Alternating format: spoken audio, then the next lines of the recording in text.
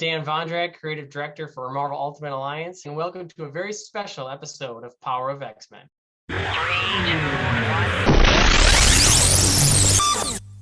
Our guest today is the Senior Creative Director over at Raven Software.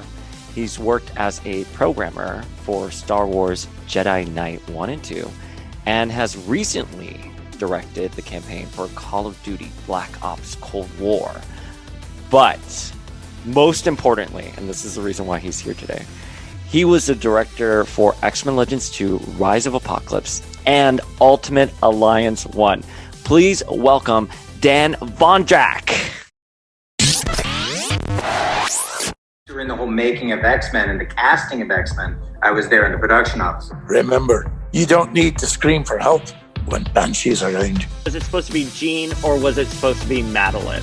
I drew that image and a deliberate hint at things to come. What makes Marvel Legends so special? Just the partnership with Marvel, continuing to work with Jesse Falcon. This is your special guest host, Mr. Sinister. You would never put Storm in a ponytail. That would be weird. You could, but that would be weird. But giving it to Jean kind of made her the girl next door that everybody could talk to. When I met Stan, he was very gracious and very kind. This is the Power of X-Men podcast. I am your host, Dayspring. Hope you survived the experience. How are you doing? Really, really good. It's like obviously the Cold War shipped, which is a huge relief. And then it's really fun to reminisce about X-Men Legends and Marvel Ultimate Alliance. It's games that are incredibly close to the entire team's heart. So this will be fun. Can I tell you a secret? Go for it. I haven't played Call of Duty. Like, I'm the only one in my family, my little brother, all my primos, all my friends, they play Call of Duty, but I haven't played it. I'm sorry. Yeah, no worries. Not a big concern for me. There's plenty of people that like it. So, but I'm a crazy X-Men fan. So, but I gotta tell you, when I was Googling you, I mean, Call of Duty, it's everywhere. I mean, that's a huge campaign to be working on. Congratulations on that. I mean, that is a household name. Yeah, I mean, it's been pretty crazy journey. Like, we obviously did a lot of the X-Men and Marvel games, and it was, just a ton of fun. And then we moved over to Call of Duty, and for us to finally really get our shot to kind of lead the campaign last year, it was crazy. I mean, to know that like we're getting charts back, and it's like, hey, so many millions and millions of people are playing through this content, and we're kind of seeing the stats and the data on it. It kind of blows your mind when you're just thinking, you're trying to make something that you hope you would enjoy and that other people would enjoy, and then it's like millions of people are playing it. So it's a lot of fun. It's pretty cool. Are you wearing a Wolverine shirt? Oh, yes. Let me see. I'm wearing a Jean shirt. Oh, yes. The logo. Yeah, totally. So I want to, I have so many questions about X-Men Legends 2 and Ultimate Alliance 1, but I want to get to know you a little bit more, because I think people who work in video games just have such an interesting journey in how they get there. And when I was at HarperCollins, I published a book about video game development, and it was called Blood, Sweat, and Pixels by Jason over at Kotaku. And one of the things I never realized as just a fan of video games is the amount of time, passion, and work that goes into a video game. And oftentimes you guys don't even know if it's even going to be finished in time for a release date, or even if it's going to go further in development. So I guess my question is, how did you start off in video games? Was that something you always wanted to do? I never thought I'd be in video games, for sure. Like, looking back on it, realizing, I'd write these dumb little stories, or I realized I maybe spent more time thinking about video games than I had realized. But I went to college here in Wisconsin, was planning on I was going to get biology. I did. I got a major in biology, a minor in chemistry. I was thinking maybe I'd go to medical school, which I know I never would have been good enough for. But those are the thoughts that were going through my head. And then, believe it or not, I saw an ad in a Nintendo Power. I was still in college and still getting Nintendo Power. I miss Nintendo Power so much. I know, it's such a... I first subscribed when you got the Dragon Warrior game for free. It was like this promo. And so anyways, it was, Nintendo Power. So it's got good feelings to it. So I saw this ad for a school that Nintendo had close to their headquarters. And I was like, well, I kind of sort of programmed a little bit when I was a kid. I just kind of messed around with stuff. I wasn't what you would call a real programmer at all. And I thought, man, I've never been more passionate about wanting to do something. And I talked to my parents about it. And, they said, well, listen, finish up, graduate with a real degree. So if anything happens, you have that to fall back on. And I went to, it's a school called DigiPen. It actually started up in Canada, but then we were only there for like maybe 4 or 5 months. And they said, hey, we're going to actually move it down the Nintendo buildings themselves. Like they was literally right there next to Microsoft and Nintendo and all those guys. And so we moved down there and yeah, just threw everything I could into it. And it was pretty crazy. I was just coming back. It's like a 4-year deal, right? You could do it in 2 years if you wanted to, in a smaller degree, but I was thinking I'd go for 4 years.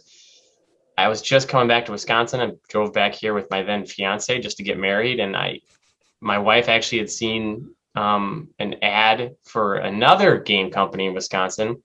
And then also I was like, whoa, there's game companies in Wisconsin. That's crazy. I thought I was gonna have to like live in Texas or California or something. So went in to get a tour of Raven. I, emailed somebody here and gotten someone at Raven and gotten a tour scheduled. So my wife, was with me. It was like, I'm like, I'll be like 20 minutes. I'm just going to get a tour.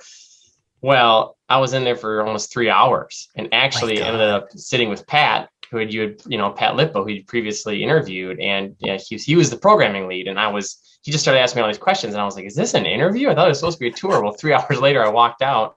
My wife was like, what the heck happened? We were supposed to get lunch. And I was like, I think I just got interviewed, but so I don't know. And we drove all the way back to Seattle, right? Because I was going to start what would have been the 3rd year of school. And I was actually working for Nintendo QA during the summer. And suddenly I get this call at the Nintendo QA building because that was the only phone number I really had.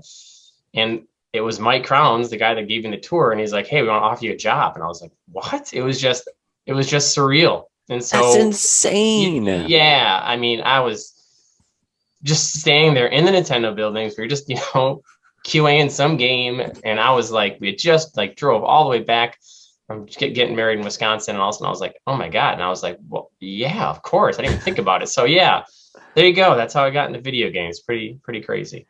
And did you play a lot of video games growing up?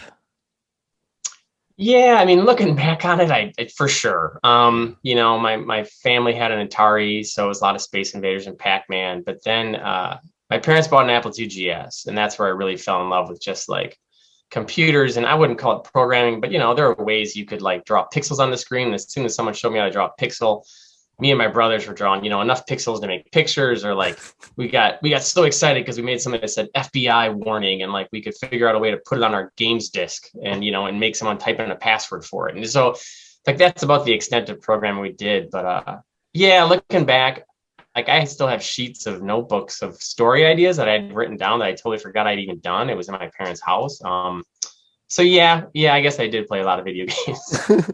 Was there a particular video game growing up that you absolutely loved and that sparked that passion? Yeah, there's a game, favorite game of all time. It's called Wasteland, and it's a role-playing game. Mm-hmm. And you could have 4 characters, in it. We love that formula here. Yeah. You could name them, and you could, and it was really simple. It was a super simple game, but it was like this experience where like you could go anywhere. It was like almost the first open world.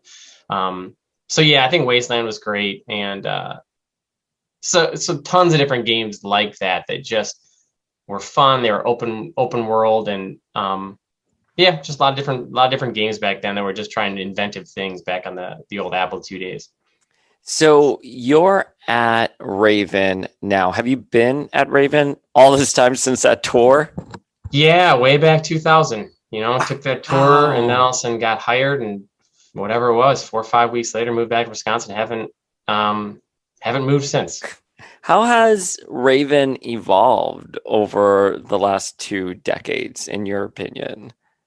It's pretty crazy. When I got hired, I think I might have been number 45 or something like that, or maybe number 50 there. And now we're up, past 260 or something like that. And that's insane. Yeah, for sure. We've always been in RPGs, and Dungeons and Dragons is kind of where it all got started. In fact, the name Raven comes from the brothers who started the studio, Brian and Steve Raffel. They played a ton of Dungeons and Dragons, and they had a character named Lord Raven, and they loved him, right? They had made up this character called Lord Raven. So that's when they started the studio. That's what they decided to name the studio was Raven after that character. So those are kind of the deep RPG roots we've got. And I didn't know that story. Thank you for that. Yeah. It's those guys are just, the culture that they brought to the studio is just like focus on the fun, focus on like what you would want to do as a player. Like, why is this cool to you? Because if you enjoy it, there's other people out there that are going to enjoy it and they're going to feel that passion. So that's really how they built the studio, bringing people in that were passionate about things. And that culture has stayed, ever since I've gotten here, even though, we went from, the first thing I never did was Star Trek Elite Force. They had just shipped that game and I just come in and maybe there was going to be an expansion. So I started to work on that. Then next up, like you mentioned, were the Star Wars games, which were huge. And then suddenly it was X-Men and, the Marvel games. And when we went to Call of Duty, we just brought that same passion. We said, listen, we've always kind of done a lot of stuff with first person shooters and let's do that same thing. So luckily that kind of family atmosphere is definitely still around. So that's welcoming for sure. Did you, that first day you walked in at Raven, did you ever think you were going to work on these A-list properties like Star Wars and Marvel, but then also Call of Duty, which, I mean, that's something that just came from the ground up. That was made into a household name. That wasn't something that existed before. Did you even fathom that?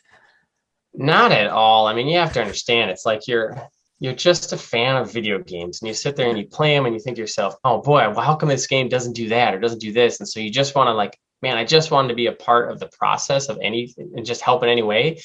And so to get there and like Star Trek's I'm a huge geeky Star Trek fan. Always loved the classic show. So to get there and start to work already on Star Trek, like day one, I was just like, what is going on? This is insane. I just kept thinking, don't fire me. Like, and everything I did, I just was like, they're going to find out that I'm not as good as they think I am. So no, I never, like I said, even back then, like when you're playing and if you try to wrap your head around the fact you're going to play something and like 1,000 people are going to, either read words you wrote or, experience this mission you made. And then you start thinking, well, 100,000. And then it's like, well, man, could 500,000 people actually play this? Like, it just kind of blows your mind to think about. And now video games have just blown up. Back when it was like, if you got to 1 million, that was a huge deal. And now it's kind of like, well, it's either 10 million or bust in some ways, for some properties. So my brother-in-law works at Petroleum Advertising, which they focus on video games. Yep, totally. Okay, so he works there. He was telling me that video games have exploded since the pandemic. I mean, obviously, I get it. I mean, I've been playing so many video games during this pandemic, and I'm curious, how has the industry changed with the pandemic? It was rough. So yeah, at first, everyone just assumed every game we were working on was going to get delayed. And then we got home and like, I'm sitting in the office of my house right now. It's my son's bedroom, actually. And after a few weeks of working, you're like, wait a minute, this is okay. This can actually work. We can get work done. I can, play the game and test the game. And I've got my PlayStation 4 test kit and dev kit for the PlayStation 5 sitting here. So the good news is it's people have gotten more flexible. And I think even when we get back to work, once this pandemic starts to die down, everyone starts to get vaccinated and we start to get back to work.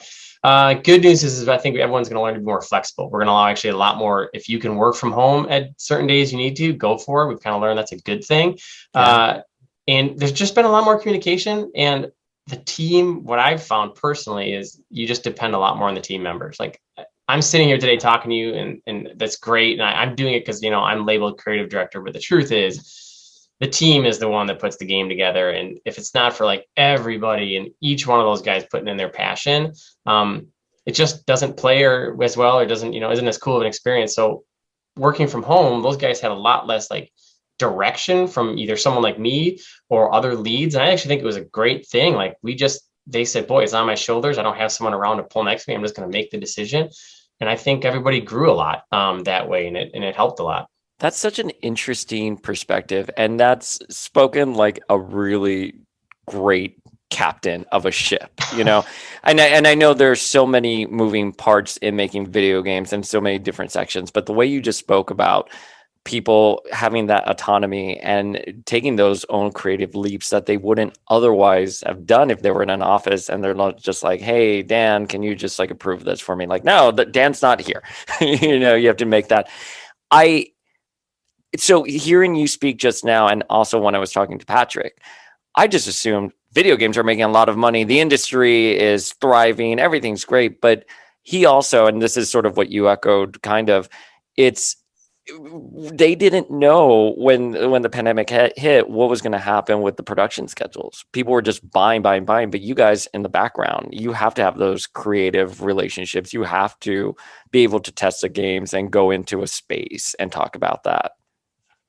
Yeah, and I think that was probably the hardest part is that last 10% when you just want to like, hey, we're going to grab this dude and hold him over a ledge, and we kind of want him to, we want his hat to fall off this way. And like normally when you're in the studio, people get up and they act it out and they go, well, no, I want to literally have the fist land here and have his head, all this different stuff. It was hard to do. Even now it's like over Zoom, it's hard to do that last little 10%. Or I could sometimes see somebody in the room and like in the office, I can see him being quiet and I could see him thinking, and it was easier for me to go, hey, whoever it is, you haven't spoken up, but you got any thoughts on this? And it's a little harder to do just virtually like this. I don't know why that is. It's just sometimes harder to get the read on people. No, I do a lot of virtual events, and it's really hard to like connect with people. Like, I think it's different when you're doing like a one-on-one, like how we're doing now. Like, I feel very connected with you, but when you're in like a Zoom and you have all the tiles there, it's hard. Yeah, for sure. And so that's been the kind of tight knit relationship has been tough. Now, luckily, this team, what we call affectionately the Marvel team, there's a ton of people that right now are on this Call of Duty team that were the Marvel team. I mean, there are people that were making those boss fights in X-Men Legends 2, and they're still there. We're having discussions every single day, and guys that were making powers and character art. And so luckily it's a super tight knit 15-year veteran group that's been around. And then when we do get new people in, man, the passion they bring and like this new ideas, and it's been awesome to just kind of see. That's the best thing about growing, is when you get somebody new in and they start speaking up within the first few weeks. And it was just like, yeah, it's awesome. Like, one of the things, so in that last Cold War game, the big deal for us was we let the player create their own character. And because I'm just always someone that likes to like, hey, let the player be the person they can be, unless obviously you're playing a licensed character. And we had somebody new that spoke up, and she was one of our UI people. And I said, hey, we're going to have this, character creator, and we're going to have male and female characters. And she spoke up and she said, is there any reason we can't do any kind of gender neutral option? At first I was like, well, wait a minute, what would that, I don't even know how that would work. What would that be mean? And so, but I was like, well, no, let's think about it. And thanks for bringing it up. And because she brought that up, we were able to add a non-binary, when you create your character, it's like male, female, non-binary. And that was from someone that sparked from someone that would, man, she was only here a couple months. And like, that's the interaction where you're just like, that's huge to get people. I love that. I love that you guys did that. Yeah, well, it's fun. And it was just, like I said, video games are changing, and it's fun to see, again, get that just reflection of all of society and all the different culture that we get in from the group. So, but we've learned to adapt for sure. So work from home has gotten better, and I think, we'll be back in the office soon enough. So I want to know who's on the Marvel team, the veteran Marvel team. Yeah, for sure. I mean, there are guys. So Dan Edwards was a programmer, and he was a guy that, like, when you all the fight moves and everything else you did, like, he had created this system called the fight style system so like this allowed us to just kind of flow through all these different powers and all the different fight moves of the enemies. All of them use this system. Ryan Dantz and Simon Parkinson, if you enjoy the boss battles, those are the two that you can thank. Those two were so inventive with what they did. You've got Ryan Butts was a character artist for us. He did a ton of the different costumes for characters. Justin Negretti, designer, Mike Majernik, designer. These guys, they always wanted to push the bounds of what was possible with the levels. And then some of the animators that are still around are John Sinclair, Eric Schlottman. Like, those guys would go to town. I don't even know. When I look back, I'm not quite sure how they got all the animations done for some of those mission briefings, for all the powers. If you love the effects, by the way, and the menus, a big hand in that was Jeremy Blumell. This dude, the effects for me a lot of times are what made those powers in X-Men Legends and Marvel Ultimate Alliance. Like what seemed like, hey, it's a beam attack. One of them is Cyclops beams. The other might be like an Emma Frost thing or somebody else. And that was all Jeremy trying to make those effects look different. And certainly plenty of others I'm sure I haven't named. I know I haven't named have helped out, but those are the ones that come to the top of my mind. The Jean Phoenix Force effect pink that was at the end of the trailer in X-Men Legends 1, when that first dropped back in, the early 2000s, I literally lost my shit because it was beautiful. Like you just see her doing it. It was a close-up of her.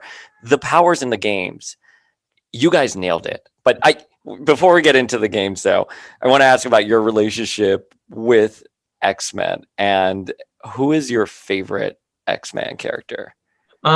So I'm gonna leave Wolverine off the list only because he is my favorite Marvel character, but I wouldn't consider him just like pure X-Man. So I'm gonna just look at the group that way. Okay. Kind of what I would consider. I like that distinction. It's just tough. Wolverine's kind of in a class of his own.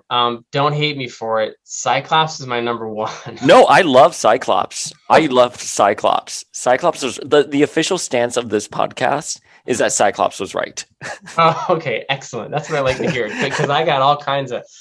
Everyone's like, oh, he's always the most boring. But a close two, I got to say, is Storm. I don't know if it's both because I think of them both as like leader personalities or someone like that. They just seem like Cyclops and Storm. It's like when kind of, the shit hits the fan, they're the two that like, they'll have the plan. They'll be, calm and they'll go, this is what we need to do next. And so, those are easily, Cyclops number one and then Storm number two.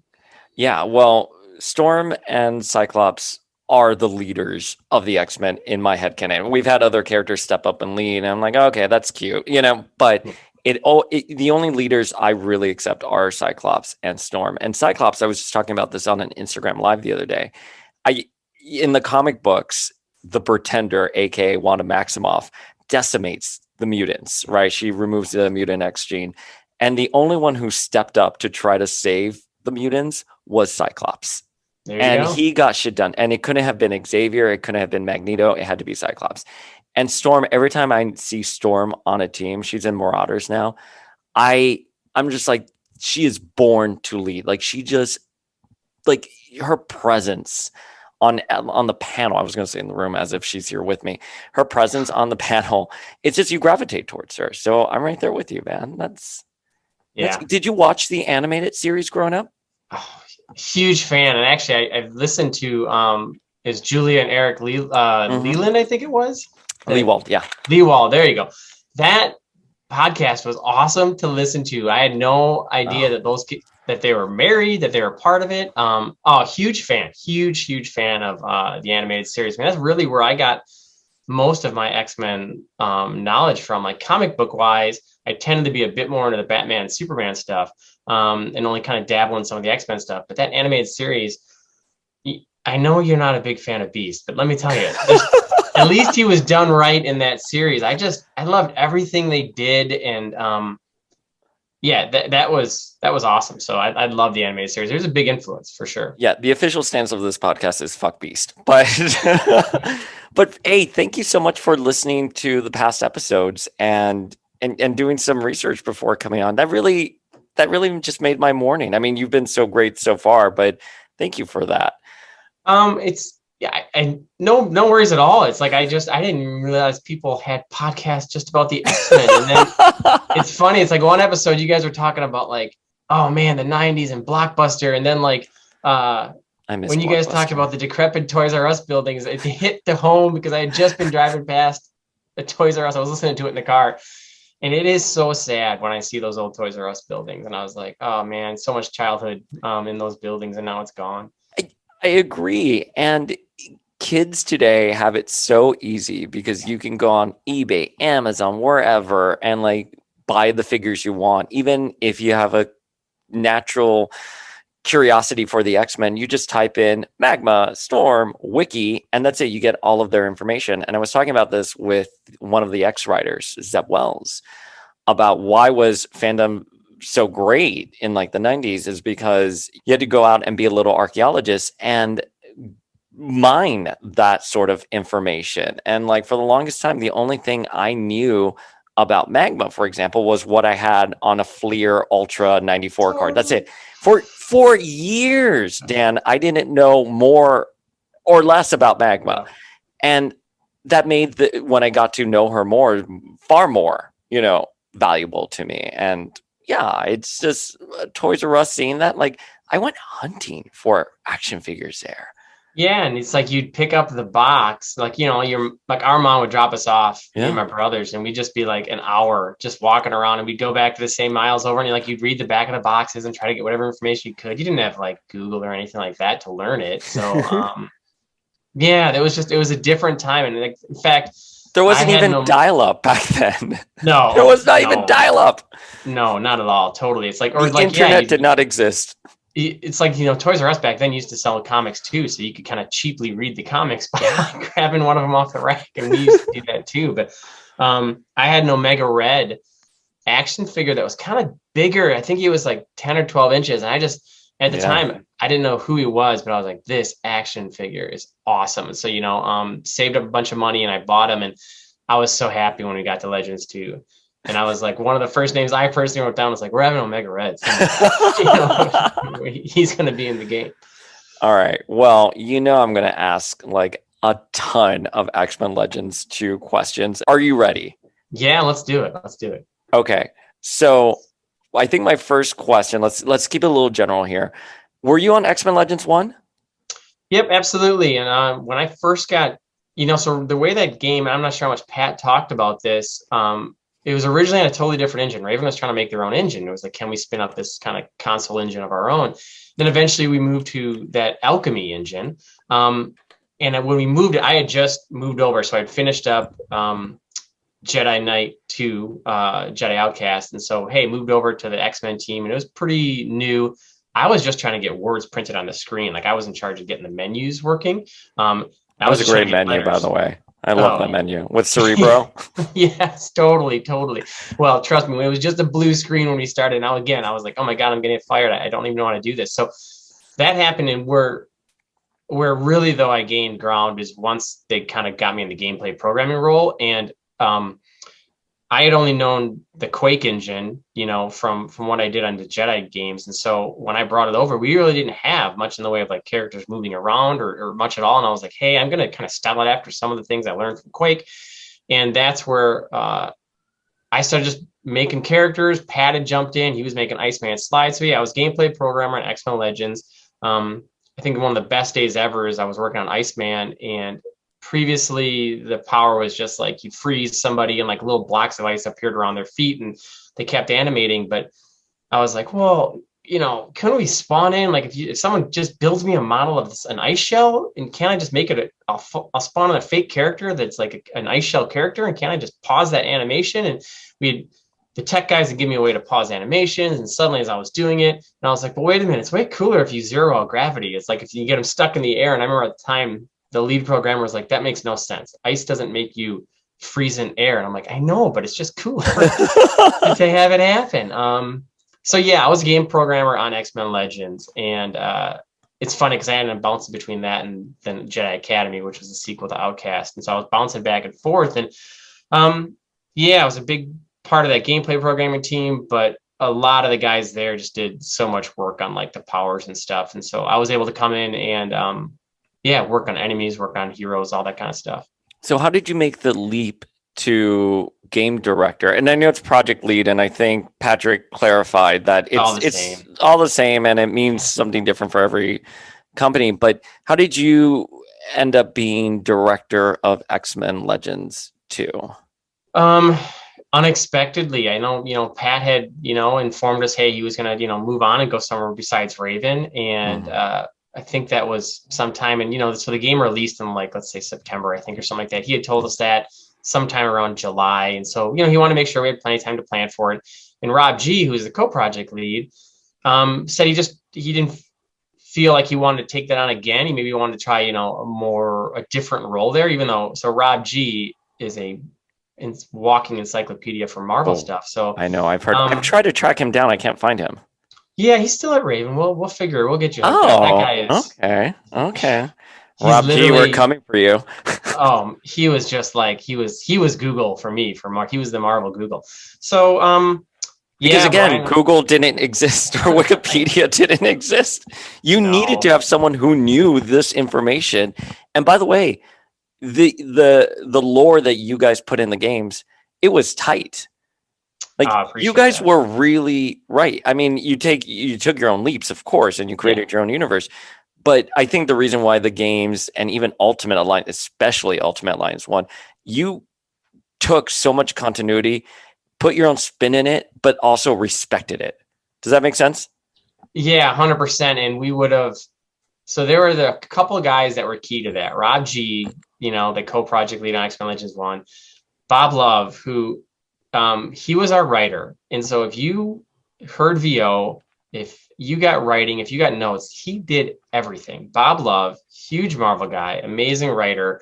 I don't even know how he got it done. So he was like my right-hand man when it came to anything story, anything like dialogue. He was just wanting to write more and more and more and get every character right. And then Brian Pelletier was another. He was one of our art directors, and he was a huge Marvel geek as well. And so those three guys really grounded me. So Rob, so how it came to be that I went from gameplay programmer to the creative director, the project lead, is Rob had recommended it. Brian Raffle called me in and said, "Hey, who do you think should be, Pat stepping down? Who do you think should be project lead?" And I said, "Well, Rob," and a couple other names. And he said, "Well, what about you?" I was like, "What? Why would?" I was not expecting it at all. But Rob luckily put a good word in for me, and yes, if I got my opportunity, I was like, "Let's do this, man. Let's add to it, take what we started to build with X-Men 1." And that's where it really helped that I had been so intimate with like how we did the powers and how we did all the programming for it. It was easier for me to suggest changes, knowing what was either easier or harder to do for X-Men Legends 2. How soon after X-Men Legends 1 was released did 2 go into production? Before.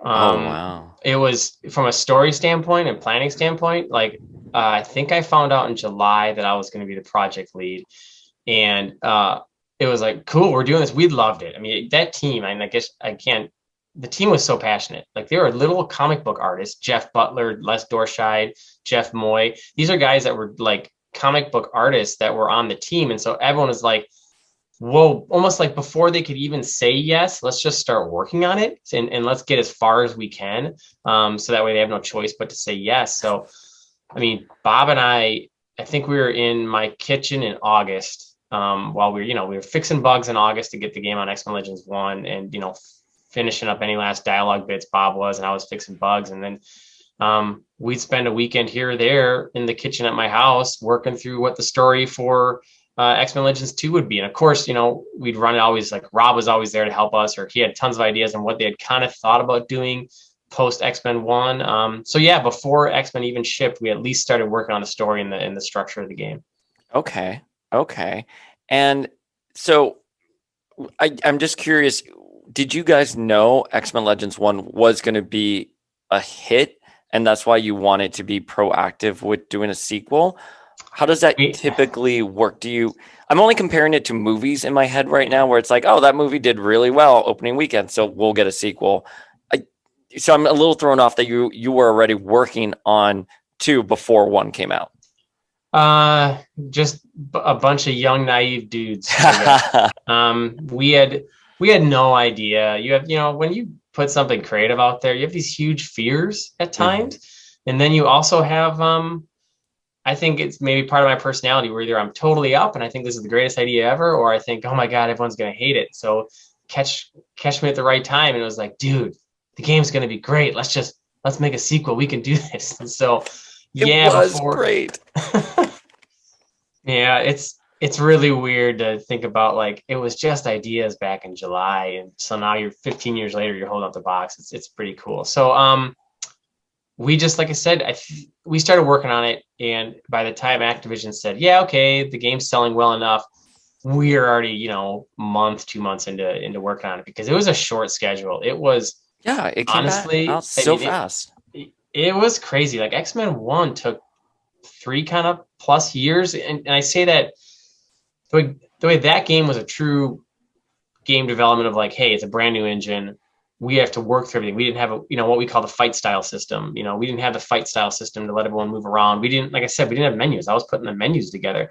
So that's, 3 years. That's why I took it. So when it came to X-Men Legends 2, Brian, my boss, and Activision was like, well, the only way we're going to prove this, because again, sales were good for X-Men 1, is like, it's got to be a short enough budget. Can you get it done in 12 months? Which really and ultimately was 11 when you think about it. And yeah. I don't even know why we said yes. And I was just kind of like, we had no idea. Like the whole team was like, let's do it. Let's just do it. We'll figure it out. And so we just started, like I said, I've got some of the original docs in front of me. It's like, we just started mapping out, these are the cool things we want to experience. This was the high level story. And that was all done in a couple weeks. And we just started cranking. Having all the tools, making that sequel. Like I know Pat was kind of jealous. I heard him talking about that in the earlier podcast. He said he was kind of jealous, and it's understandably, like everything was sitting there for us. We just had to make new content. So it was a lot of fun.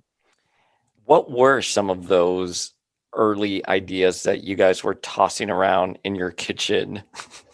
The initial was like, okay, we all love Magneto. I love Magneto. I think he's one of the best bad guys. Oh, absolutely. And in fact, I think he might be the first X-Men I ever remember. It was like, we used to buy comics for like a nickel at like some flea market. And there was this comic, and I think the cover was ripped off or something. It was Magneto was kind of on the page.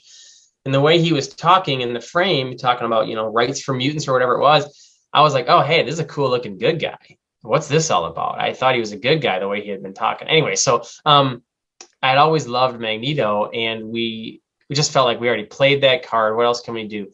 And we had discussed a couple different things. We discussed Magma. I know people were a little upset that she was back. We discussed Magma, but my big push was, hey, listen, this time around, I want to make sure everyone has their favorites. And so I make sure everybody has a chance to play the person they want to play. Back on X-Men 1, it was great. And I've got zero complaints about the game. I wouldn't change anything about it. But at the same time, we structured it where it's like, no, you're forced to play this person here. You're forced to play that person there. There were times when co-op didn't quite work. There was a bit of a more single player focus.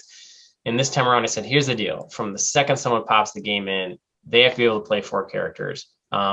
And we have to let them play any character they want. If they want to start on, second one of Cyclops and play all the way to the last hour on Cyclops, they have to be able to. Everyone has their own favorite character.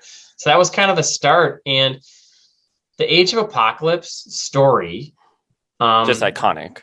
Yeah. And Rob had introduced that to me back when we were just working on X-Men. Like Rob was great. He, like you said, no other Google or computers or really like internet really. He would bring in stacks of comics. And I'm a sucker for alternate universe kind of stories because I just love, I don't know why. I think they're just so cool. I think I like taking whatever formula that we're used to and kind of flipping it on its head. And there's always been something neat about that to me. So I gravitated towards Age of Apocalypse really quickly. And so even though we had talked about, would it be Magneto again or whatever else, we had said, hey, I think Apocalypse has something cool. So that ending for X-Men Legends 2, or X-Men Legends 1 rather, with Apocalypse, they had let me know, hey, we're putting Apocalypse at the end here. And, we could think about doing, Age of Apocalypse for the X-Men Legends 2. And I was like, yes, let's do it. So really, that was what that meeting was about, where like we would sit there between me and Bob and go, well, what's the coolest parts? And we talked about like the 12 and all these different stories that would come together. And it just felt like Apocalypse was the way to go. And we just loved the 4 Horsemen. And, we had already planned on Archangel in the first one, and that got cut. And I always liked actually the way Archangel looked a little cooler than Angel. I was devastated that Angel was cut because, again, in the interview with Patrick, it was leaked. All the characters from the site were leaked, and Angel was there. And then he was replaced last minute by Jubilee, which was a great character too. Don't get me wrong. Yeah. But if you're telling me I would have gotten Angel and then midway through the game, we would have turned into Archangel. Yes, that's exactly it. Yeah. So we got the Age of Apocalypse pretty quick, and that was not Man, Activision was not on board at all with Age of Apocalypse. Why not? No. That would seem like a no-brainer because it was probably, and it still is, the biggest X crossover, and everyone knows it. We tried to explain that, but you have to come like from an Activision standpoint. The movies were out. The movies were doing really, really well. I mean, I think X-Men 1 and 2 I think they get shortchanged for how influential they were. I thought those were. I agree. That's what made comic book movies cool. They set the bar. I mean, because before that we had Batman and Robin, which I love for its own campiness. Don't get me wrong, but the X-Men movies. Bryan Singer, who is a total D-bag, but like I know, but like they set the bar there. Yeah. You know? Yeah, and 100%. And so that was the way Activision looked at things. Like that was more mainstream. And I was like saying, hey, no, Wolverine's gonna walk around with one of his arms cut off and he'll look like this. And they're like, no, Wolverine needs both claws. Right, totally. And they weren't on board with it. And we had really also discussed the Days of Future Past, which was, one of the most iconic ways. It was like, how can we do something like that again? Some kind of alternate universe. I just fell in love with that stuff. But the Apocalypse, for what it brought for game structure wise, and what we could do there was where we had to go. So it was a rough going with Activision. They were, again, not on board with that. And that's why ultimately, it was going to be, was it Dawn of Apocalypse? Was it Rise of Apocalypse? It cannot be this weird alternate Age of Apocalypse, but yet we could take the story inspiration from it without it truly being a totally different world. Did you want it to be, because the final product is a mashup of the 12 Age of Apocalypse and things, and listeners who probably don't know, Beast, for example, you don't get an alternate universe Beast. You get our Beast who dies, quote unquote, and then comes back as Dark Beast, which, by the way, was the best thing you ever did, was kill Beast. And like when Destiny said the X-Men Beast will die, I was like, yes, absolutely, kill that motherfucker. That's awesome. That's hilarious. I love your your argument for why Beast is so bad. I listened to it and I was like, okay, you've got a point. Again, for me, I was like, animated series and Kelsey Grammer, come on, Beast. Oh, those are peak. That's peak Beast. If those, like, I believe those versions of Beast actually went and got a PhD. But comic book Beast, I'm like, you're a fucking sociopath. You're a liar. Like, thank you, Nex. And thank you for not making him playable. I hope that was an active decision. Well, yeah, it was. He wasn't exactly the most fun in X-Men Legends. He's not the most fun in the comic books either. Yeah. So yeah, even though we couldn't have, my preference would have just been straight up to Age of Apocalypse, like the actual world, except we never want to do it. We would have done more world changing stuff, like an actually alternate universe stuff, but we still, even then, Marvel, we had this really cool agreement with Marvel.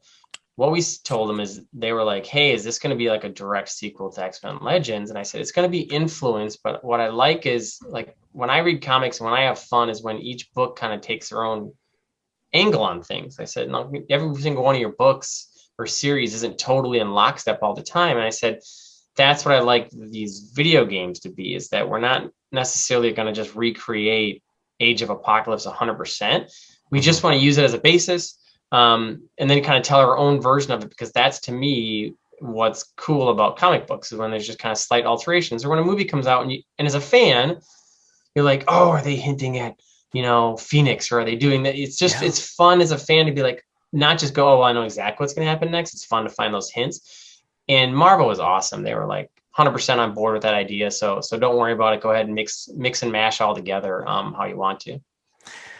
So what would have that in your head, what would that story have looked like? Would we have gotten would we have picked up in the Age of Apocalypse, or would you have had like a Legion character go back in time and we would have seen how that universe changed? Yeah, and so that was where actually we got stuck. We were like, okay, how are we going to, like, someone's going to pick this game up and just be thrown, like, the casual people are not going to have any idea what they're doing. So we were going along the lines of, can we create it? But then we were worried we were going to spend such a long time with the setup and not just getting to the universe. And so we weren't sure. We kept getting hung up with that, with like, how do we get how do we introduce the players to this? And ultimately, the more we talked about it, that's what it was like.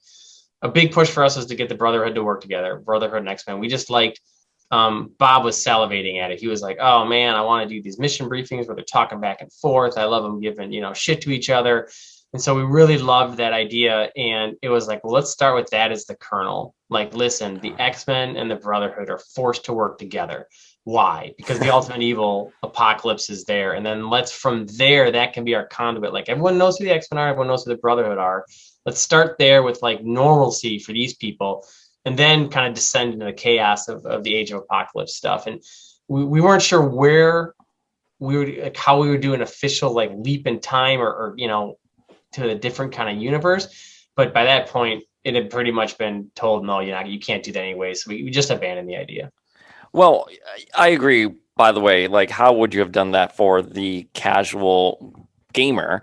And what would it look like? So I'm glad Rise of Apocalypse ended the way it did, because you respected the continuity and the lore, and you had the Age of Apocalypse skins in there as well. And you were also able to use a lot of other great characters in there. I mean, I know Destiny was in, Excalibur in the Age of Apocalypse, but you put her in a really real great way. And so my question is, how did you go about selecting the characters for this game? So like, production's taken off, you want to do the Brotherhood. There's so many characters there. How did you go about selecting those? I'll tell you right now, I know it was hard. Like, trust me, we would have put in more characters. I got to say this to everyone else that hates me for removing Psylocke. Yeah, we would have put it. I asked. I was like, so when I put it up on the Instagram, I was like, what questions do you guys want me to ask Dan? And literally, I got 7 questions about Psylocke. Psylocke has a huge stan community, which I love Psylocke. I love Psylocke, but I did not realize the community that exists for Psylocke. So I'm sorry if you got. Yeah, well, I didn't realize that either. I definitely know now. Did someone attack your MySpace? No, yeah, right, MySpace back then, totally. No, I got all kinds of. Oh man, there's a lot of funny jokes about that. So, how to select the characters? It was tough. So we clearly was broken down by like, hey, what kind of power sets do we already have that we've already experienced? How can we do something new? And how do we get enough Brotherhood people in there? So that I will tell you this. I think we could have selected any character, and Marvel would have said yes. The relationship back then with Marvel, they were just not who they are today, which, again, I don't work with them now, but boy, they have everything lockstep. They know what they're doing, and it's great. As a fan, I absolutely love it. Back then, it was just way more of this Wild West of just like, yeah, sure. We worked with the Marvel guy over there was Ames Kirshen, who previously worked at Warner Brothers, and I think now he's back there. He was great. He was our main contact with Marvel, and he somehow managed to get nearly everything we wanted approved. I don't think there was a character we didn't want. So then when it came to selecting the characters, again, we knew we wanted the Brotherhood, and it's so interesting. I heard you guys were talking about underrated X-Men characters or underrated characters versus overrated, and it's funny. Back then, Scarlet Witch was underrated. It was House of M that put her on the map. 100%. And that didn't end up coming out, I think, till 2005. So like when we were, I think, developing, or maybe it was 2006. I'm trying to remember. It was House of M wasn't there when we first started. It wasn't. House of M was probably the summer before the game was released. Yes, if I'm remembering it correctly, because I was in New York the summer of House of M, and then I went back to FSU, and that's where I played X-Men Legends 2. Perfect. On my off-campus apartment. It was like the coolest guy because I had X-Men Legends too. Those are the good days, right? Going to college just playing games. Those are fun. So Scarlet Witch was someone I loved her story. I just thought she was she seemed like a good person, but yet she's caught as this daughter of the evil Magneto. And I just always thought she was a cool character. So right away we kind of were like, great, let's use her. And then we knew we wanted to at least have Quicksilver as like one of the people that gets grabbed by Apocalypse, because then that helps give Magneto more of a motivation, come in and join it. So honestly, we started with like who are the best Brotherhood people to use, and that was kind of like because we knew we were going to do that. And then the X-Men, it was tough. It was really, I will tell you, a lot of battles. There was no right or wrong answer. Sometimes it was just from a production standpoint. My thing was I felt like all the characters were a touch shallow in X-Men when it came to their powers, and so a big push for me was, as an RPG fan, I like taking something and building and like completing and getting tons of skill trees. I just think that's a lot of fun. So, and I think fans are like, well, if I'm a fan of Storm, that's who I want to play, and I want to just do more with her and that character. So I was like, let's give them even more powers, even more skills. So that way, if someone does truly grab Storm and play her from second number 1 to hour number 40, they feel like they can keep powering up and leveling up. So deeper powers, more powers. And that meant it was tough for us to have too huge of a cast. And so we just had to whittle it down. So the team, people would vote. We'd have Excel spreadsheets, that people would kind of say like, who would rank to the top and the bottom. And that's kind of how it ultimately landed. Okay. So this question was going to come. Who got cut? Who would have been playable but got cut? Yeah, I was thinking about that question, and we had touched on Polaris for a while. I think we even might have made her skin, and someone had been messing with it. I literally did that. I have screenshots on my photo bucket because the PC version, I was able to get the skins for her, and she had her purple costume, and you could play as Polaris. And then I applied, and I forgot how I did this because I am not a programmer. Yeah. But I took Magneto's powers and I was able to put it on Polaris. And so she would, fly around like that. That's awesome. Like her animation and stuff. But so Polaris, yes, I figured Polaris was because her skins were in the game. They were available. And then Cable was another one that ultimately I believe went to the PSP. Dude, the PSP version is my favorite version because two of my favorite X-Men are Cannonball and Nate Gray. Oh, perfect. So I bought a PSP specifically just so I could play that. And then I tried to port it to my TV because I wanted like the big gameplay experience, but it was like this big. I love Cable's story. I love everything about Cable. And so that was when I thought we could get in right away. And it became a time sink. And so we only kind of started a few things. And so when the PSP came along, it was like, hey, it can go there. So honestly, those are the big ones where ultimately anyone that was ever even considered for the most part would make it into, another one of the versions of the game. We did a really good job of scheduling the content in this one. We knew we only had those like 11 months or so. There was not a ton of content at all from X-Men Legends 2. What about characters like Emma, Magma, and Psylocke? I know we kind of talked about it, that you've gotten some hate for that, but I'm curious why they were selected Emma, for example, who was very big in the books, why she was selected more as a non-playable character, and then you put her obviously as part of, I know it wasn't the 12, but the 4, I believe it was. Why was she thrown there and not put on the team, for example?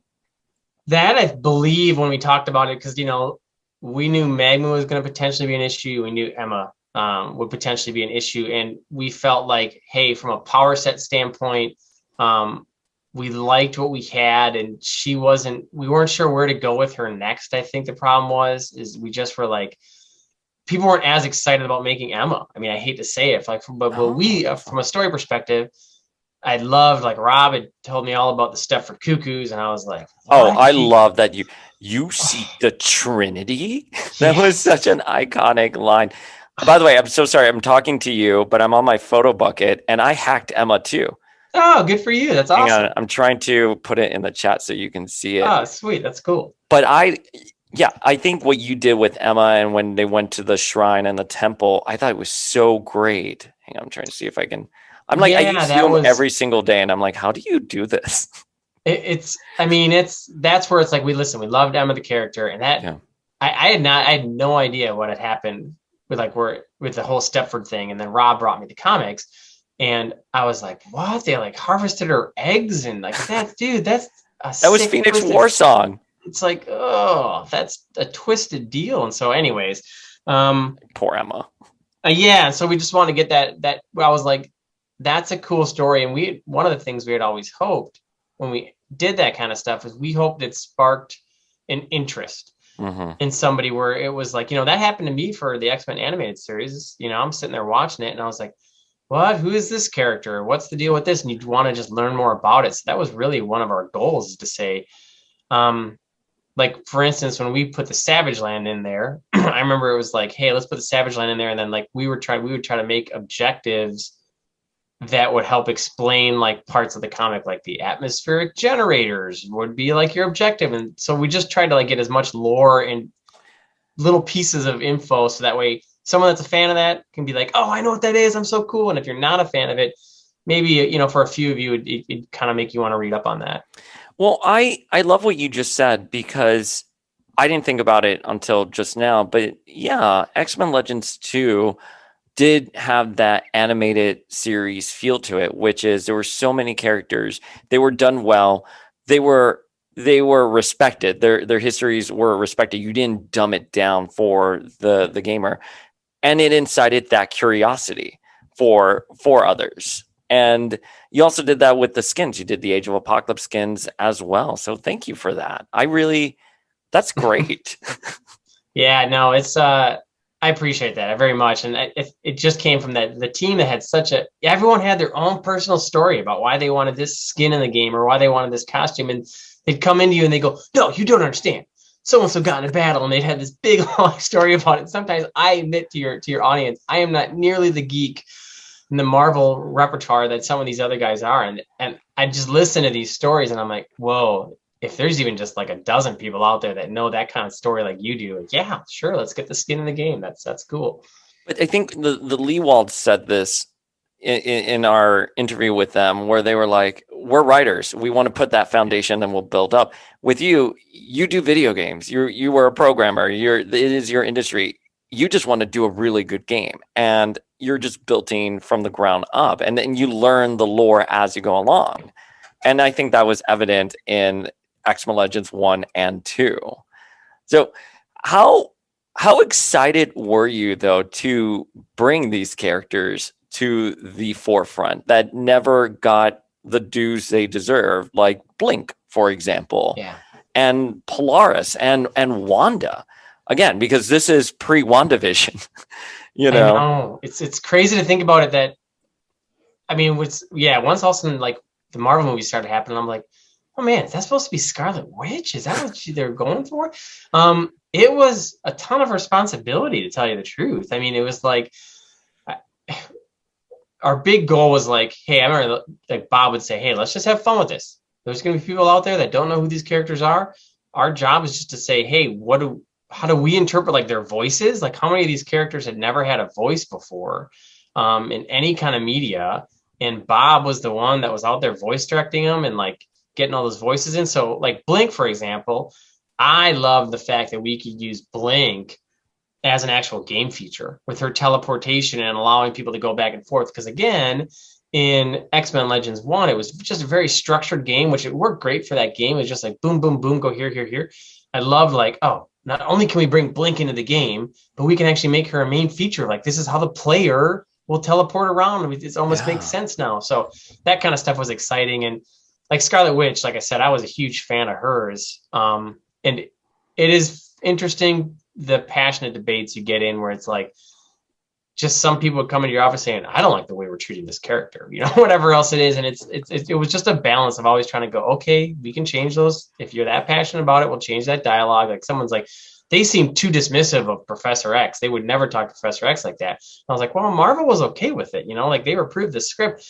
And someone would come in and say, and I forget who it was, if it was like Toad that was being disrespectful. And I think the ultimate solve was one of the other X-Men, or maybe it was Magneto. Magneto like shuts up Toad in one of the mission briefings, or kind of talks down to him. In a sense, like Magneto was showing his respect to Charles. So anyways, kind of a tangent, but that was the fan base, luckily, was also working on the game, and it wasn't just, hearing about it afterwards.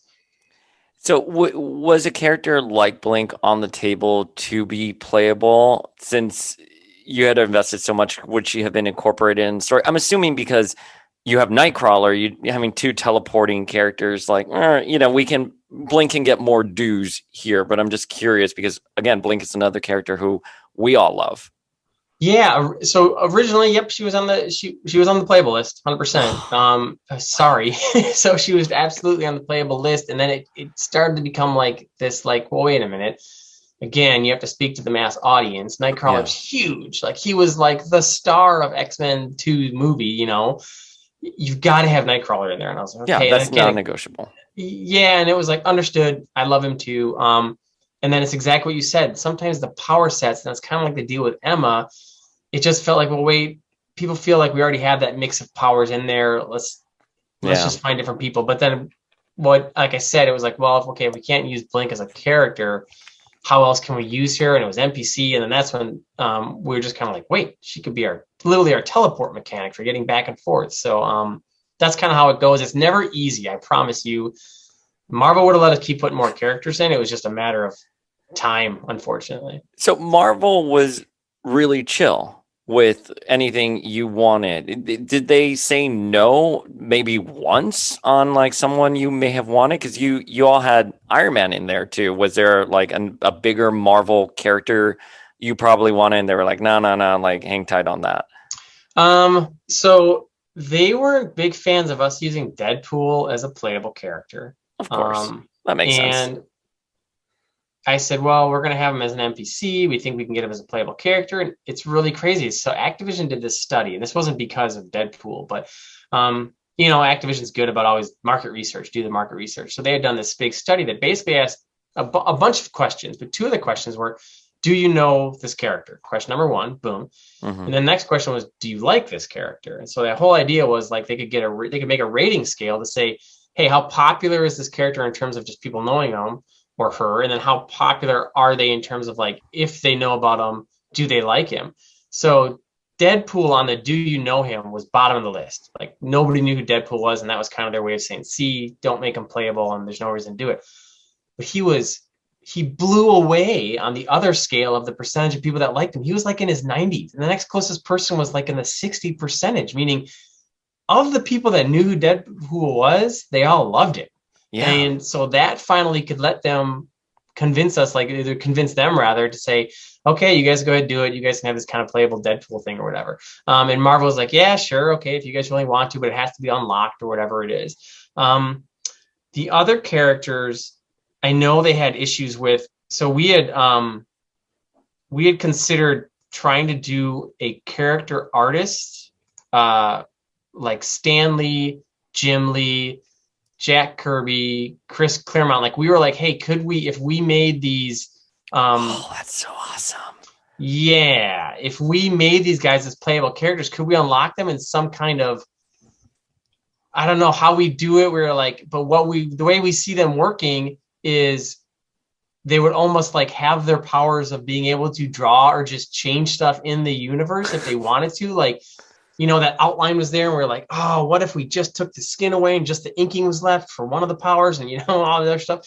And they were totally against it. Marvel was not. Ames let us know that's going to be a bigger uphill battle than you realize. And so it was just kind of like we stayed away from them. The Iron Man thing, I think we had reached out to Marvel saying, hey, there's a couple of characters we're thinking about adding, right? And we talked about maybe would it be Captain America, maybe would it be Iron Man? And they had kind of ushered us towards the Iron Man thing. And at the time, we had no idea that Robert Downey Jr. was going to redefine cinema with his Tony Stark.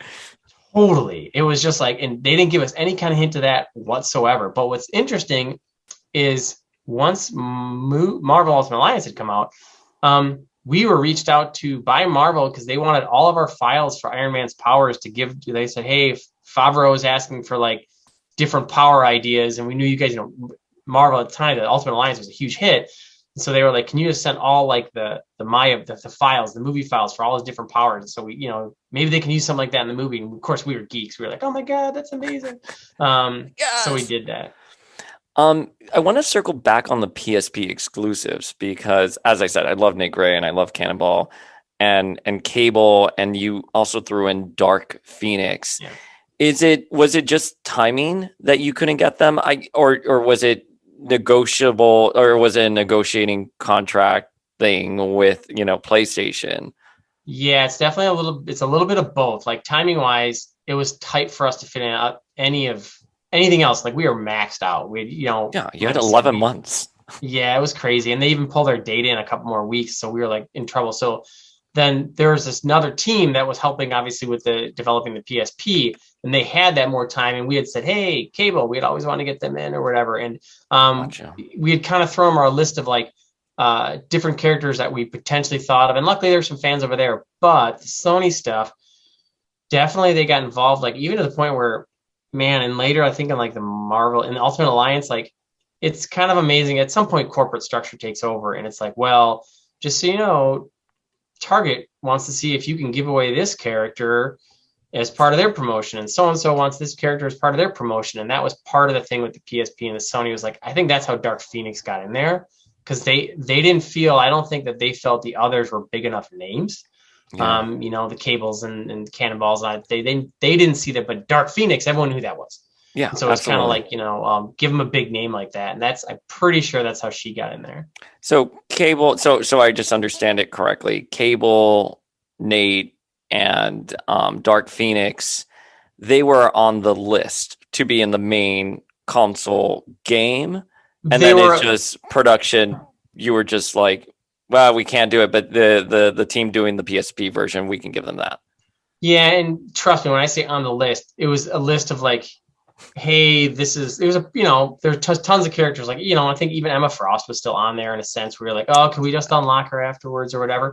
So we had given that like these 8 or 10 different, like, hey, here's a bunch of different characters we had considered. What excites you guys? The guys that were helping with the PSP. It's an important part of like, you just want the teams to be passionate about what they're working on. And ultimately, those are the 4 that were decided on. I got you. So you guys did update the looks for the game. And one of them was Jean, who had her hardcore ultimate look with her like really short hair. But this one was sort of a mesh of her long hair with the ultimate look. And then Rogue got more her traditional look as opposed to the ultimate look. Did you guys do that consciously because those looks were poor received, or did you just want to do something different? I hope I don't get in trouble with any fans. I am not a huge fan of the ultimate looks. No one is. Okay. No one is. You're totally fine. Don't worry. I hated Jean's short hair. We all hated Jean's short hair.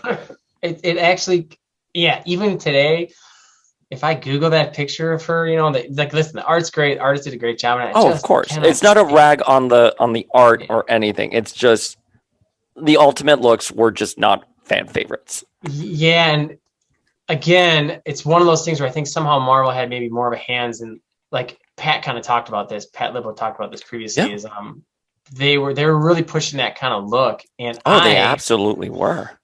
I love color. I like superheroes, man. I want colorful costumes, the Jim Lee stuff. I mean, I just want, I don't know. I like big, bold, impressive colors. And so that's the direction I wanted to go with as many of the costumes. A bunch of people did. So that's where the motivation for that hair came from. And again, Marvel didn't push back. I was like, dudes, we're getting rid of that hair. But listen, we can kind of keep a nod, because at the time you never want to totally insult or cut off a segment of, potential fandom. Like, again, like I did with Psylocke, apparently. So it's not like we wanted to get rid of the ultimate look completely. And also, we want to make sure to not be dismissive of what Marvel wanted either. Okay, I need to ask about like the Psylocke hate you got. Like, what? Yeah, it's just, oh man, there are people like, it's unfortunate because we were making the list of characters to go in the game, and I didn't realize, and you'd think I would have been smarter, how many female characters I cut out ultimately, because suddenly Juggernaut, Toad, and Magneto all had to come in for the Brotherhood. And it ended up with like a disproportionately more male cast. And yeah, there's just a lot of like, there's a joke that goes around. They call me Dave Vondrak because somebody on some forum was railing against Dave Vondrak, which was me. He couldn't spell my name right. just railing on this X-Men forum about, oh my God, how much I must hate women and all this other stuff. And like, oh, the team here at Raven loved it. They thought it was the funniest thing ever. So to this day, I still occasionally get called Dave Vondrak. So yeah, it was just a lot of, like, a couple of emails got sent, and I always would respond back to any emails I got sent saying, hey, sorry, love the passion. She just didn't make it. So, I mean, listen, I don't fault fans at all for being passionate. We all are fans of something. Yeah. So I've got zero problem with any of the passion. No, but you brought in, I mean, we got Strife, we got, again, Destiny, we got Blink, we got so many characters. We got the stuff for Cuckoos. I mean, that game was jam-packed with characters. You did the best you could with that landscape. And, you know, when you start looking at it from a production standpoint, like, yeah, you have to make room for the Brotherhood. Although, I mean, Toad, like, but I know that's the one. We had to do it, and Bob was like, "Hey, he'll give us a great character play back and forth, and he was a great playable character, by the way. I mean, his power set was unique. I understand from a production standpoint why you would do that.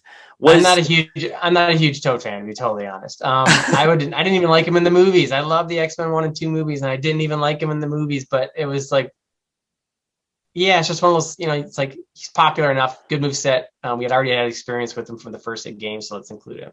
So I'm looking at my photo bucket, and I'm going to ask you about 2 characters. Havoc, you had Havoc there. Yes, you had the skin there. Was he cut too in the end as being playable? Yeah. Man, he might have been. I'm trying to remember if he was in X-Men 1. He was not. He was supposed to be in X-Men 1. In the dystopian future, he would have been playable. But yeah, that's right. The whole Greek the Zeus, the kind of like mythology thing we're going to do. Yeah, so that's, I think, we're totally discussed. I remember discussing that, and then just didn't make it in. How about Dazzler? Yeah, so okay. She gets talked about a lot, and everyone felt like we didn't, like, okay, we had Jubilee, and we knew what Jubilee's powers were, and Dazzler, it's kind of like with the Kitty Pryde thing. It was like, okay, Kitty Pryde, could we have done her the same way Nightcrawler worked? But Dazzler, it was discussed. That was one of the ones that was close to being on the list, but nobody, I don't know what it was, man. It was like, there wasn't enough love to people like the character, but just people are like, we don't know what we do with the powers. It's going to be so different. And it's going to be so cool that we want to include her. Yeah. Yeah. I asked because I think she was like Dazzler's Nightclub was a PC exclusive. I may be making that up. Yeah, man, I don't remember if that was the case. And her skin was there. I was pleasantly surprised when I found the skin. Or, I mean, I'm assuming I was pleasantly surprised. I don't remember finding the files there. I don't remember how that happened. But the reason why I'm asking is because I think at the time, I didn't know, were these characters meant to be playable and just, you know, for all the reasons we've just discussed, were not? Or were these just the skins for NPCs that I can now coincidentally utilize? Well, I'll tell you what. So the artists, because we always wanted to be ahead of schedule, and the artists loved doing it, they would crank on skins well before anything was approved. They said, what are you guys even thinking? Give us realms of possibility. And they would just start adding stuff. And I think, I'm sure there were times when if they had their own favorite characters, they would just make the skins and then be like, hey, well, you know, the skin's are already made, so we could add this even as an NPC. So I know those guys were cranking out, and I mean, that's what's released on the disc. I'm guessing if like we look back at the old drives at Raven, there are probably more skins that were done for characters that were just never completed. Because again, it always meant like we wanted to make sure and treat every character right. So what we would argue back with the team is like, you guys, it can't just be a skin override. The animators want to make sure they animate it properly. You know, the voiceover, the special conversation. Every time we add another character, it's like, well, what about special conversations? What about just not just doing like lip service? What about some kind of storyline that contains that player or that character? And so we didn't want to just make it a skin override, so that's probably where some of those extra skins came in, were just the artists going through doing it on their own. I got that. That's really cool. What was it like working with Sir Patrick Stewart? He came back. Was he signed on for?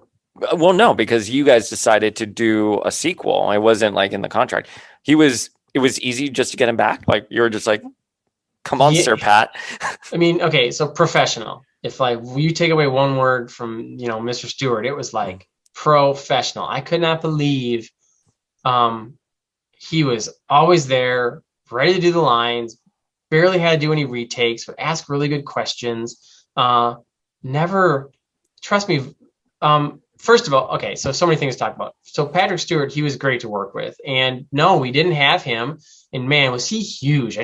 I couldn't believe Activision got him to even do it. And I couldn't believe like the stuff we were having him say, like, I wonder if he was just reading these scripts going, what am I saying? It's like, you know, dinosaurs and savage, you know, whatever it is. It's just like the goofiest stuff. He must have just been like, I don't even know these are English words. He was fantastic. He would ask like, did you want me to do that again? I mean, some other actors are just like, here's what I'm saying. They don't want to be asked to do lines again. And he was just beyond professional. Blown away. I'm not sure. Hugh Jackman is right up there with him. Hugh was great when we did the X-Men Origins Wolverine game. And so those two were just beyond professional, super nice, always on time, never any issues. And you know, we had to work across, we were doing recording. Like a lot of times we just do it there in LA. Like either we'll fly to LA and we'll do the studio sessions there. Or in Patrick's case, he was doing it from, I believe London at the time. And we had to have a kind of special setup and like, you know, to go all the way across the pond or whatever. And it was like, no, you need to do this and that. And they have these things set up. So you were able to go to London to record with him? No, so we never did. We only recorded remotely like that. I think only one time we happened to be in LA when we were able to get him in the studio there. But he was really. But you met him IRL. You met him in real life. Yes. So barely, because I was only at that one session. Bob was the guy that did, Bob Love. He did like 99% of the sessions with Patrick, and it was just, yeah, he was more chill than I would expect from those guys. Trust me, some people are not. I won't say who this actor was. We were working on the X-Men Origins Wolverine game, and there was a character that had a line. This was not Hugh. Hugh was amazing. There was a character that had a line, and we were working based off the movie, right? So we had this scene that was in the movie and we had to have, of course, recreate it for the game. And so he gets to this line and he goes, he apparently thought we were the movie guys because he's like, I told you before, we already had this argument. I'm not reading this goddamn line or whatever. He was so upset about this line. And Bob at the time was like, well, if we could just get something close to it. And he refused to do this line because apparently they had a big showdown in the movie. And then no one ever told us about like how apparently he hated this line. Anyway, so some actors can be tough to work with. But for the most part, the voice actors that we got, I mean, first of all, Patrick Stewart, amazing, super professional for being so well known. And all the other voice actors, these guys were so geeked to just be voicing some of these people, you know, like Steve Blum, Wolverine. He was like, he almost like he became de facto Wolverine for a while. Yeah, and, no, this is where he began.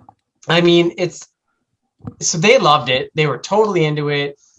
They were just willing to do more and more and more lines. Like we had them record so many lines, and they were great. All those voice actors, like I want to work with those cartoon guys as much as possible because they are just they're so professional when it comes to doing multiple takes and stuff. What was it like working on the CGI? Because that was a glow up. I mean, I love X-Men Legends 1, but it was a notable difference in the graphics. And even I'm looking at this now, and I was obviously looking at YouTube videos, but like look at Storm there. She's gorgeous. And I'm curious, like look at that. Look at Wolverine right there. What was it like? I remember thinking like, oh, it's only been a year since that game came out. And like, look at Cyclops, that opening scene where they rescue Xavier. And you see you're like Polaris has been abducted. They looked so incredible. Yeah, so that was a decision early on by me to say, hey, listen, we had a lot of movies in X-Men 1, and I would rather have a couple of high quality, like, man, the best of the best that we can get that really set the stage for each act, and then let the game tell the rest of the story and not interrupt the gameplay as much the story. So we went out and we said, listen, there's this company called Blur, who we have seen their work, and it's amazing. And what's totally blows me away is that we reached out to Blur CGI company that's like, oh yeah, we can make you great movies or whatever. The dude that founded Blur is co-founded Blur is Tim Miller, and he's a huge Marvel fan, and he was like, I'm all over this, and he gave us, trust me, movies are expensive. Those kind of high runner movies are expensive. He gave us a massive deal because he was like, I want to do more of these, and I think he was angling to try to convince Marvel to let him make almost a full movie, right? And so Blur came on board. They were super passionate about it. Tim was a great guy, super like into his Marvel, and he would question why this script should be like this and this script should be like that. He also did the Marvel Ultimate Alliance movies as well. What's funny is Tim is the guy that directed Deadpool, the first Deadpool movie. Yes. So it's like Tim ended up like I knew he had a huge passion for Marvel, and I think he was even trying to get like an introduction with the Marvel guys at first, and so like we all met together at E3 at one point. And it was crazy that years later he ended up doing an amazing job with the Deadpool movie. And I was like, oh my God, that's Tim from Blur, like back in. And it was all just because it was like, let's find someone that could do an amazing job with these movies.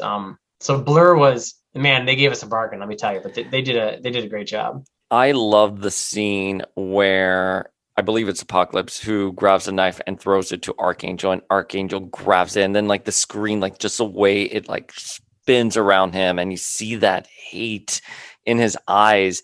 How was it like to finally bring Archangel to the game? And that was, again, to the listeners who didn't listen to our episode with Patrick, that was a concept they wanted, and you were able to carry it out. And would he have been playable, or was it still like an animation problem with the wings? Because I know the wings are their own characters.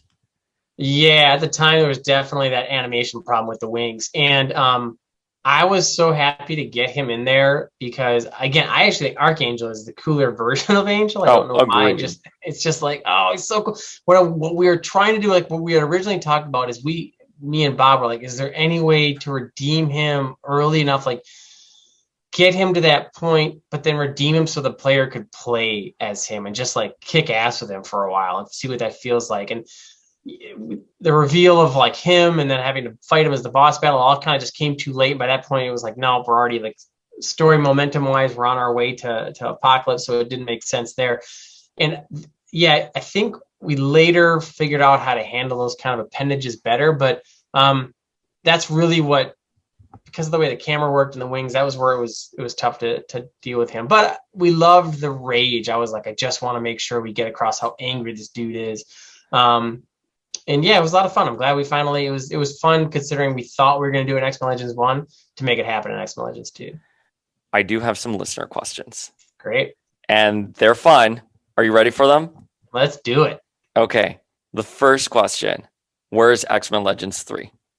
and I think a lot of people are asking that because it was left open for a sequel with Sinister there at the end. And then we jumped into Ultimate Alliance. So where is X-Men Legends 3?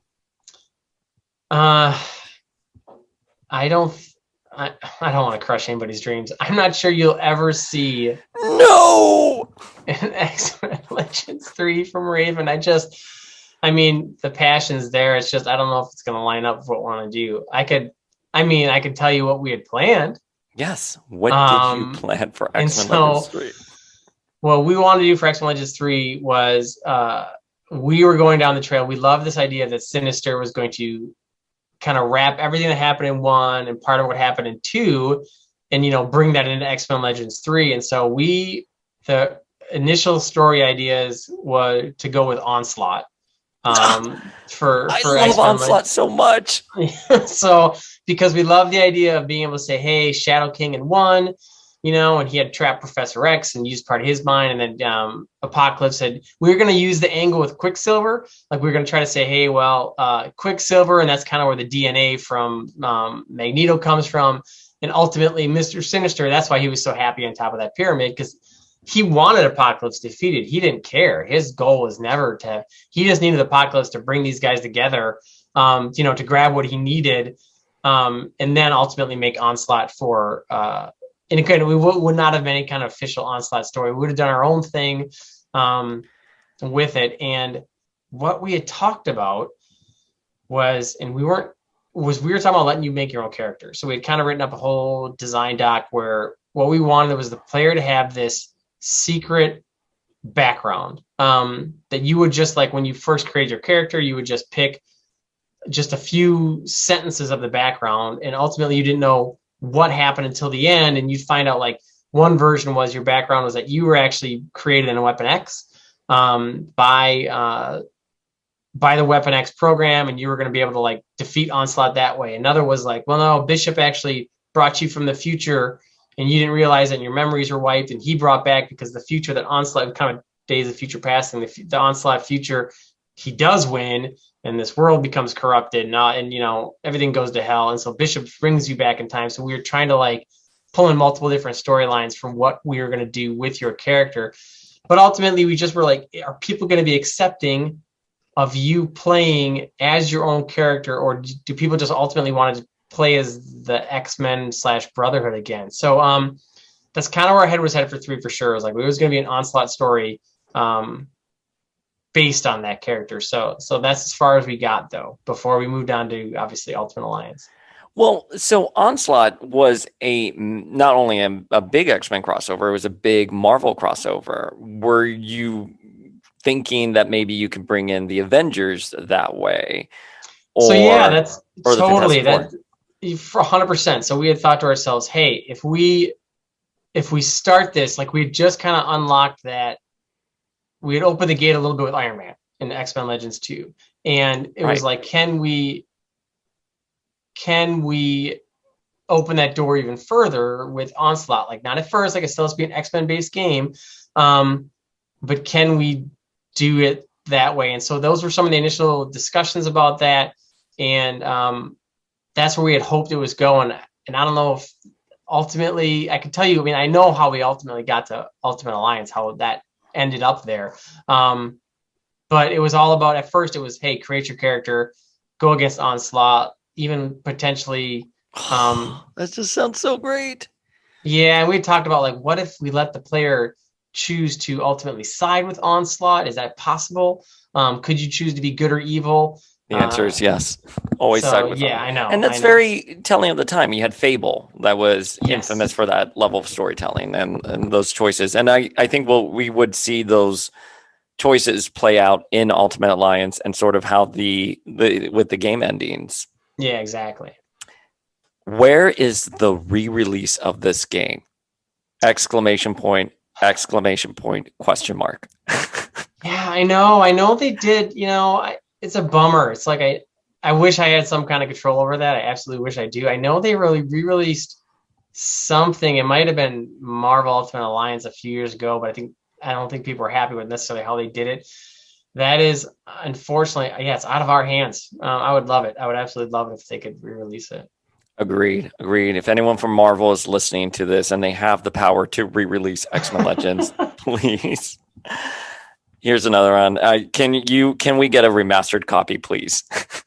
Yeah, that would be great. That would be wonderful. God, the art team would absolutely love. Oh man, making all those costumes, that'd be amazing. Oh, that would be wonderful. Yeah, if you guys just like reskinned the game and just kept everything. Oh God, that would be chef's kiss.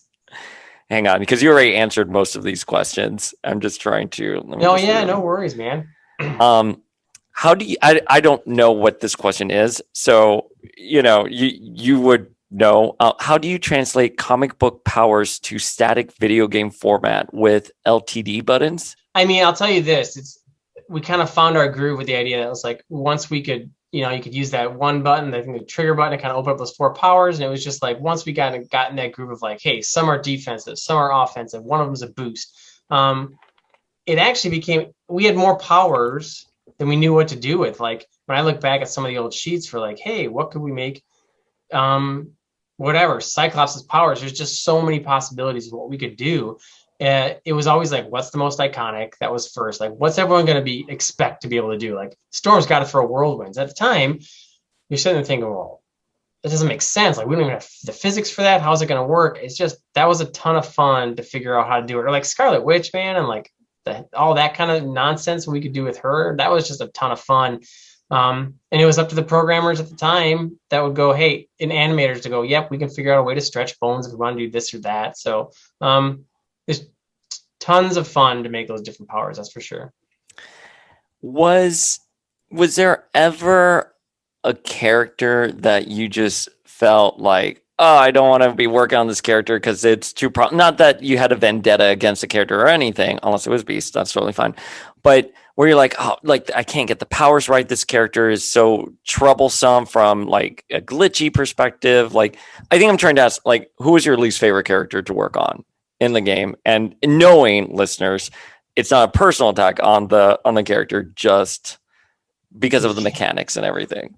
Yeah, the ones that were the psionic kind of powers were just a little. You're not talking about Jean Grey, are you?